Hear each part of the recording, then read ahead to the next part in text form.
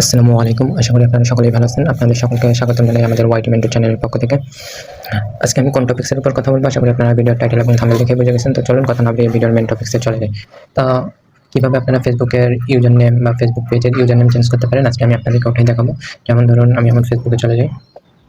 আমার এই যে এখানে ওয়াইটি মেন্টর একটা পেজ আছে, এটার আমি এখন নেম চেঞ্জ করবো। এটা অন্য একটা নামই ছিল, এখন আমি এটার নেম চেঞ্জ করবো। তো মোবাইল দিয়ে আপনারা কিন্তু অ্যাপস দিয়ে করতে পারবেন না, এর জন্য আপনাদেরকে ডেস্কটপ মোড অপশনে যেতে হবে। আর ওইটার জন্য সবথেকে বেটার হলো যে ক্রোম ব্রাউজার। সো আমি ক্রোম ব্রাউজারে ওই পেজটি লগ ইন করে নিলাম এবং সেটিংয়ে গিয়ে তারপরে আপনার পেজ সেটিংয়ে আসার পরে পেজ সেটআপে আসার পরে ইউজার নেম আপনারা এখান থেকে সিলেক্ট করতে পারবেন।